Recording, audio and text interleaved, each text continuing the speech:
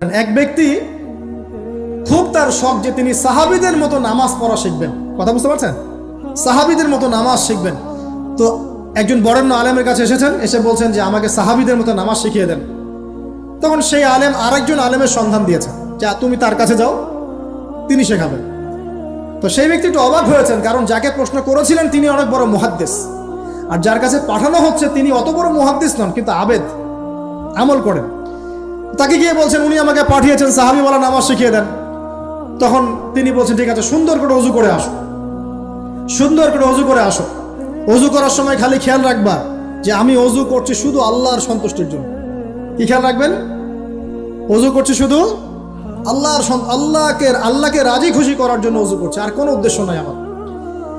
ওযু করতে যাচ্ছে, তিনি আবার বলছেন দাঁড়াও, শুধু আল্লাহকে রাজি খুশি করার জন্য ওযু করো। আবার শুরু করছেন, আবার বলছেন শোনো, শুধু আল্লাহকে রাজি খুশি করার জন্য ওযু করো। এভাবে বলতেই আছেন, নামাজে দাঁড়িয়েছেন, দাঁড়ানোর আগে বলছেন শোনো, শুধু আল্লাহকে রাজি খুশি করার জন্য নামাজ পড়ো। বলতেই আছেন। এক পর্যায়ে সে ব্যক্তি নামাজ শুরু করলো, নামাজে মনোযোগ এদিক ওদিকে যায়, আর তার মাথায় এটা আসে, এই শুধু আল্লাহকে রাজি খুশি করার জন্য আমাকে নামাজ পড়তে হবে, শুধু আল্লাহকে রাজি খুশি করার জন্য নামাজ পড়তে হবে। এই চিন্তা তার মনের মধ্যে ঘুরপাক খাচ্ছে। এভাবে নামাজটা সে শেষ করে চিন্তা করছে যে নামাজ তো পুরোপুরি মনোযোগ দিতে পারলাম না। বারবার মাথার মধ্যে এরকম চিন্তা আসছে, আল্লাহ আমাকে তো মাফ করে দাও, নামাজটা আমার মনে হলো না ঠিক মতো।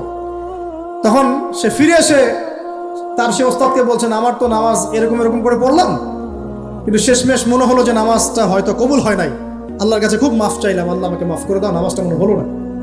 তখন সেই যে প্রথম ব্যক্তি যিনি পাঠিয়েছেন তিনি বলছেন এটাই হলো সাহাবীওয়ালা নামাজ। তারা আল্লাহকে রাজি খুশি করার জন্য নামাজ পড়তেন, নামাজ শেষ করে আল্লাহর কাছে ইস্তেগফার করতেন, আল্লাহ কিছুই হলো না। আমার কথা কি বুঝতে পারছেন? অতএব আল্লাহকে রাজি খুশি করার জন্য আপনি আপনার আবেগ, আপনার ইবাদত সব ঢেলে দিবেন, অন্য কারো কাছে কিছু পাওয়ার আশা করবেন। অতএব নামাজ আপনার মাদকের দিকে যাওয়া লাগবে না, নামাজই আপনার হতাশা দূর করে দেবে ইনশাআল্লাহ।